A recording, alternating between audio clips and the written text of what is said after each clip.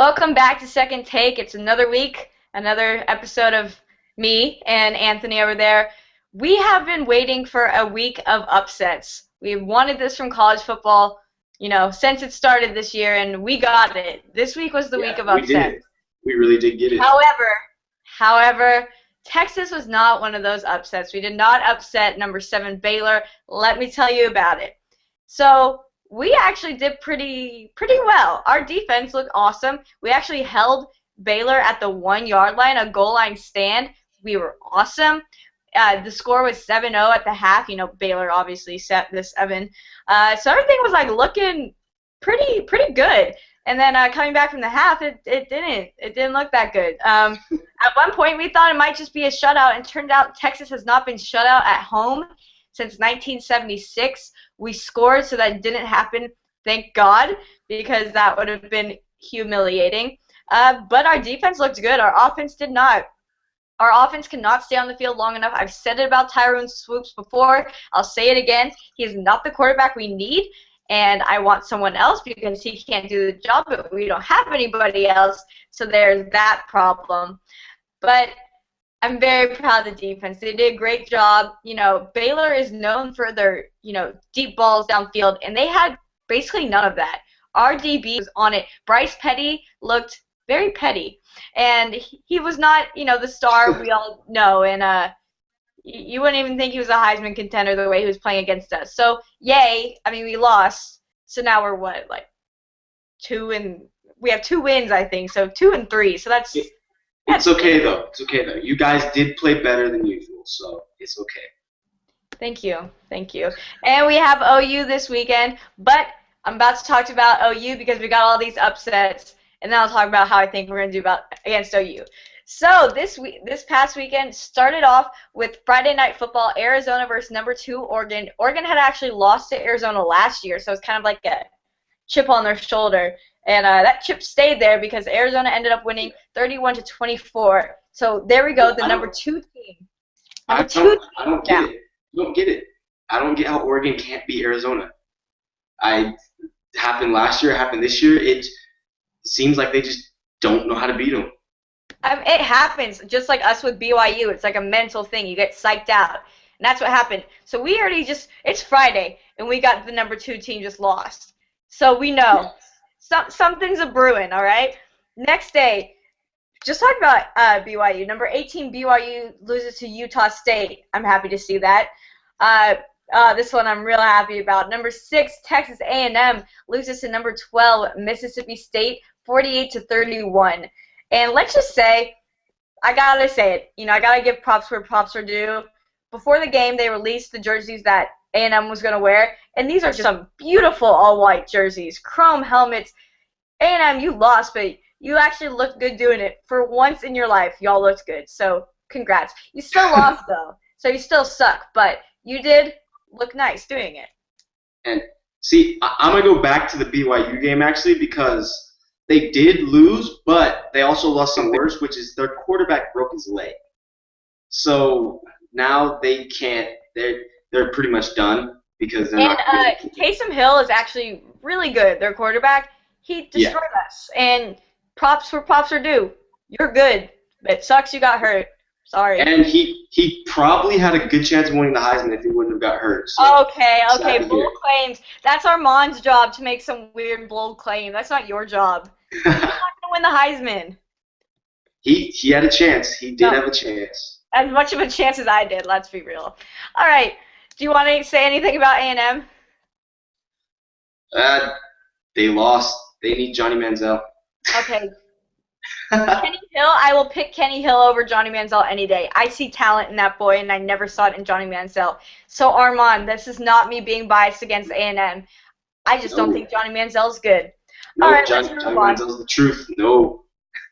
No, he's not. Okay, so moving on. We had a few games that went normal. Florida State won. I mean, they beat Wake Forest 43-3. So, number 1 is still up there. Okay. Stanford, Notre Dame, that was almost an upset. Number 9, Notre Dame against 14 Stanford, but Notre Dame pulled it out 17-14. Northwestern beat number 17 Wisconsin 20-14. 17's out of there. Oh, no, I think everyone in the country loved to see this. Alabama lost. Number 3, Alabama lost to 11 Ole Miss, 23-17. Beautiful. I It didn't think was. that A&M, I didn't think Bama was going to lose anytime soon, and I'm so glad they did.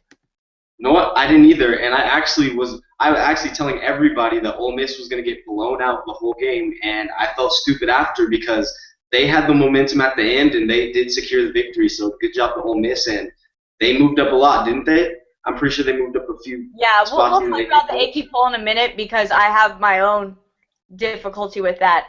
But yeah, Alabama lost. Like that's beautiful. Currently getting criticism from former quarterbacks saying that this isn't the strong offense that they once led. So, Well, all know right. what? Ole Miss is also playing pretty good, so they need to give them a break. I mean, Alabama's lost games they shouldn't have the past couple of years, so I think the quarterbacks need to stop because, I mean, they can't put that much on the new offense when they just keep losing. But Bama's also held to an extremely high standard. When you go to that many back-to-back national championships, people are going to hold you to that standard. So the fact they didn't make the national championship last year, all of us like scoffed at them. But I mean, I can't even hate on Bama because they are just that good. And it They sucks to are. admit it, but they lost, but I'm happy. Mississippi as a state is killing it. You go, Mississippi. All right, Agree? moving on. Oh, am I good? You're good. I just agree with you. Okay, so we had a Big 12 matchup that worked in my favor. Number 25 TCU beat number 4 Oklahoma 37-33, and I love it. I love it. I mean, okay, so going into this game this weekend, OU, yes, we're coming off of a loss too, but we've kind of got used to losing. This is Oklahoma's first loss. So they're going to come play us this weekend, and they're going to be a little upset. They lost to TCU of all people. They're gonna be like, oh man, like we just lost. We haven't done that in a while. And then Texas is gonna be like, hey, we lose like a lot now, so we can beat you because we're not gonna be sulking. We're not sulking after Baylor because it's like, it's another loss. Sadly, we've gotten to that point. So I'm Yeah, saying Texas could pull it out this weekend. Look for Texas on the upset against OU. all right, I'm not going to comment on that, but All right, so I guess I'm moving on. Uh, and then we got another big matchup that actually didn't play out as well as we hoped. Auburn, number 5 Auburn against 15 LSU. Auburn won 41-7. LSU looked terrible, and I don't think LSU is a bad team at all. So I don't know what that was about. But anyway, we'll move they on. just looked lost. I think they just had an off game, honestly. I think it was just one of those days for the whole team where they just couldn't get it together because they should have played way better. I know about that. We have those. It's crazy. It's so weird how that Almost happens. every week, right? All right. Anyways, Arizona State, unranked. Again, Mississippi and Arizona both doing well states this weekend. Arizona State upset number 16 USC 38-34. I think I've said before, USC was Bama before Bama was Bama. And they're a great team. They always will be. They blew a game. That's how I really see it. I don't think this is like measures how good they are as a team. I think they're fine. But California was down as a state because unranked Utah upset number 8 UCLA 30-28. So we got some states doing well and some states not doing so well. But I think UCLA, we played them. I wasn't that impressed by them. Not saying they're a bad team. They're just not deserving of that number 8 ranking. I'm not surprised that they lost. I'm not either, to be honest. They haven't really played up to standard this whole year. With USC, I was very surprised, though, because the way they lost was unacceptable, especially since their safeties looked like they were just watching the ball the whole time. So I'm pretty sure they got in trouble. But I don't. UCLA, I agree with you. I wasn't surprised they lost. They were due for one. Exactly. And then I want to talk about this AP poll because, yes, we might have gotten rid of the BCS, and we always said you can't spell BCS without BS. But I guess you can't spell AP poll without BS either because that's what this was. So, we still have Florida State at number 1. Ole Miss moved up to number 3, tied with Mississippi State. The thing that gets me, TCU went from number 25 to number 9. Arizona went from unranked to number 10. I'm sorry, what? In what world does that happen? And yes, they did beat a very good Oregon team, and congratulations. Really, good job on that win. But should you move up that much? You weren't even ranked, so you're just really jumping the gun. And the thing that drives me crazy is there has been times where we have beaten a high-ranked team and we get in number 25. We're not taking their spot in the rankings by any means. We don't crack the top 10 for one upset. That's not how this is supposed to work. So I don't know who did this or who I can yell at, because and especially since you got to look at it, like we said, matchups are a big part of it. Maybe they just were good matching up against that team. Like the AP poll doesn't take into account that just because you beat a good team doesn't mean you're going to beat other good teams. I feel like they need a few good wins before you can jump up that much. I totally agree with you on the AP poll is like stupid.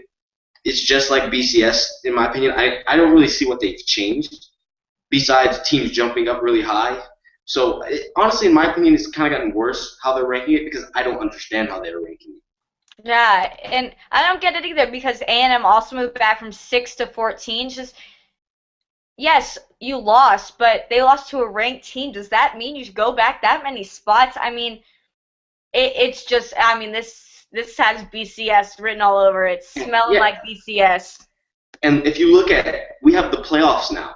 If you look at this, all of the top teams lost. So are they just not going to be in the playoffs? No, that's not. Well, I mean, it's the same people are going to end up being in the playoffs because the same people are just going to move forward. I mean, it's not just. I mean, yes, you had an upset, but like upsets are kind of contagious the way they work. So I just don't. I don't think that this is. I wish it was. I wish I could say Bama sucks so they lost. OU sucks so they lost. OU will always suck. That's just a thing. But I mean, it's one loss, and that's true. But they still have. Think of all the teams in the SEC that just lost to teams they should have beat. Now, when they play a quality opponent in the SEC and they lose, now you have a team that might be one of the best teams in the country not competing for a playoff spot. So it's still very inaccurate in how they're doing the playoffs. Yeah, I mean, I agree. I think it might be better than BCS, but I can't tell right now. Baylor even moved up 2 slots for beating an unranked Texas. So, again, a little confused. So, we actually got some good matchups coming up this weekend in college football. Texas versus number 11 Oklahoma, 13 Georgia versus 23 Missouri. A good Big 12 matchup, number 9 TCU, since they're now from 25 to 9, against number 5 Baylor. So we'll see how that one turns out. I'm assuming TCU is going to lose, and then they will drop right back down in those rankings. So don't get too comfortable up there. Number 2 Auburn against number 3 Mississippi State, and I think that will be a very good game because Mississippi State definitely proved that they are worthy. Number 12, Oregon. Yes, I just said 12, Oregon, from 2 to 12, against number 18, UCLA. Yes, from 8 to 18. Ridiculous. That will probably be a good matchup. Texas A&M has another Mississippi team, this time number 3, Ole Miss, against 14, Texas A&M, and I'm hoping they deliver them another loss because that's what I would love to see. And now unranked, USC is playing now number 10, Arizona. And I know how ridiculous I sound saying this because these are absolutely ridiculous. But yes, there's some good games this weekend, and that's the moral of the story, not my beef with the AP poll. Yeah, I have beef too. I left him speechless. I'm done ranting now. So I hear Anthony wants to have a little rant about baseball. He has some feelings about these recent baseball playoffs. So I have a lot of feelings about these recent baseball playoffs. One, the Oakland A's, which this didn't happen this past week, it happened last week, but still had 3 chances to win. 3 chances, and still couldn't pull off the win. They traded their offense, all of their offense, Yoenis Cespedes, for some pitcher who is supposed to be, the leading pitcher in playoff history, and the scores were really high, so the A's messed up 1. 2, the Angels. The Angels are a great team. They have Trout, Hamilton, Pujols. If you look at their hitting is amazing, and then their pitching core is pretty good too. I don't get how they've just lost 3 games, and no one showed up. I'm mad at the playoffs. I'm mad at the MLB. I'm mad at the Angels. I don't know what's wrong with professional players. They need to get it together because they're playing like they're in Little League still. Man up, play how you do in the regular season, in the playoffs, and stop messing around. That's my baseball. I mean, you get it. As you all know, the Yankees definitely did not make the playoffs, so I've been pretty distant from baseball. However, as I am a huge Yasiel Puig fan, the Dodgers are in the playoffs, and Yasiel Puig is playing horribly, so I don't really want to hear it. I think he's just a little off. You just got to get it back in. I think he had 8 strikeouts in a row or something like that. He was just not doing well. I'm pretty sure he's benched for the next game as well. So Yasiel, come on, man! Come on, man! Get it together. Like I said, they won't play. I don't get why they can't play good. Well, I forgot to mention we do have some bad college football news. The Florida quarterback, I'm not sure how to say his first name. I think it's Trayon Harris, has been suspended because he was accused of sexual assault. So, thumbs up to you, dude. You're just great job. Football players just killing it these days. Great job. Great job. We're very sassy today. So I want to move on to some NFL. The first game I'm going to talk about is the Vikings, so I do want to talk about Adrian Peterson. Adrian Peterson was accused of using his charity's funds to pay for prostitutes. He took to Twitter in he screenshotted some text saying how everything was false, all these claims were false. He explained himself, but he also says in it that once these claims are out, people aren't going to see you the same. And that's true because even if these are false claims, people still hear it and they're like, Adrian Peterson did that. He is still my favorite player and I still believe in him as a person. He went to a trial today for the preliminary hearing. The next hearing is on December 1st, so we're going to assume that he's not playing this season, which is a travesty to football. Yeah, travesty. That's how dramatic this is. Because Adrian Peterson is single-handedly one of the best players probably to ever play the game of football. So you taking him away from the sport is hurting. It's hurting me. I'm hurt right now. And the Vikings are hurting, but most of all, we are hurting. We want to see AP. We miss AP.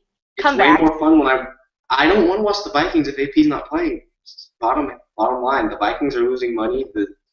The NFL, I think, is losing money because one of their star players is not playing. So we need AP back, like you said. Free AP. All right, so I'm going to move on to some games. The Vikings did lose to Green Bay 42-10. Aaron Rodgers did his thing. Vikings, when you don't have your star running back, it's kind of hard to win, and I get that. We're all hurting with you, so it's okay. The Bears lost to the Panthers 31-24. It seems that Jay Cutler great game was just that, a great game. Huge fluke because he blew it this week. Here we go. Dallas and Houston went to overtime, which is pathetic.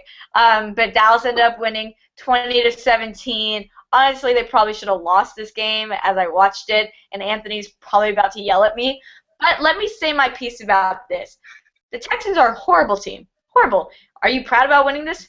You probably shouldn't be. It's the Battle of Texas, whatever. The Texans basically took over that stadium. There was more Texans fans than Cowboys fans, so that's pathetic on the Cowboy fans' parts.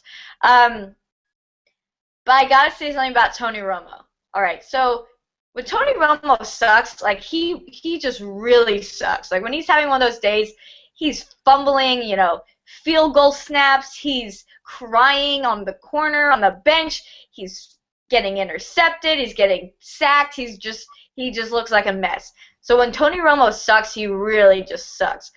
But when he has a good day, he's pretty great. And I can't believe those words are coming out of my mouth. But the way he was playing against the Texans, I was like, he is on it today, and you can tell because he looks great. And he's done it before. And that's why it's so hard when you talk about Tony Romo because he does all these horrible things. You're like, wow, he sucks. But then he can also play really well. You're like, okay, that's why he still has this job and still got a, what, $120 million contract. So it makes sense. Tony Romo, this is the best compliment you're going to get from me. When you're having a good day, you're pretty great. But when you suck, you really, really suck. Well, first, I'd like to applaud Jill for actually complimenting Romo. I don't want to cry, but I'm going to. But no, the Cowboys, we should have won that game. We should have won a long time ago. Like in the first quarter, we should have won the game. But the Texans are a bad team. I think the Cowboys pulled it out in the end, and that's what great teams do. They pull out wins in the end, and they can run the ball. And the Cowboys are showing that they have the best running back in the league right now. Well, let's talk about DeMarco Murray's new nickname, the Fumble Murray, because he's fumbling with form. But he makes up for it. He's on pace to break the single-season rushing record right now. You don't want that. I mean, you don't want these people who fumble. I mean, what, Texas fumbled at the 1-yard line this past weekend. And Jamal Charles, when he played for Texas, he fumbled at the 1-yard line twice against OU. You don't want these guys. They can be as great as they can be, but if you have fumbling problems, ooh, that catches up with you. So, yes, DeMarco Murray is a very good running back. One of the best in the league, and he cracks the top 10. But that does not... Top 10? Give him top 3. Give him top 3. All right, well, I'm already saying Adrian Peterson's number 1, and then I'm saying LaShawn McCoy. I'm probably putting a few more guys in front of him before I'm putting DeMarco Murray. He fumbles too much. AP's not in the league technically right now, so... All right, low blow. And LaShawn McCoy hasn't shown that he is the best running back in the league, which before the season started, I believed he was. But he is not. So right now, he's not the best running back on his team. So. Anyway, we're going to move on. The Saints got a win, finally, against Tampa Bay in overtime 37-31. I'm glad to see it. Jimmy Graham actually got hurt during this game. Hoping he's okay. That would just, I mean, Saints are already looking pretty bad, and you're going to take out Jimmy Graham? Without Jimmy Graham, their season's over. I don't care if you have Drew Brees, Peyton Manning, Tom Brady, whoever you have at quarterback, without that, he's such a weapon. Without him, their season's over. Yeah, well, I mean, their season barely begun. This was their first win. So, short-lived if you don't have Jimmy Graham. Going to move on. The Giants got a win against the Falcons, so great job, Giants. Y'all won something. They're actually moving up. Barely. My Eagles got that win against the Rams, 34-28. Yes, we should have won by a bigger margin. We let them come back. It was sloppy play on our behalf, but we got it. We still got the W. We're still at the top of our conference. So, what's up? Fly Eagles, fly. Let's go. The Browns won against a very close game against the Titans, 29-28, and you want to know who led that team? Brian Hoyer. Johnny Manziel who? Let me ask that question. Armand, I wish he was here so I could rag on him because he said Johnny Manziel is going to be starting by the first game of the season. And if not that, then the second, whatever.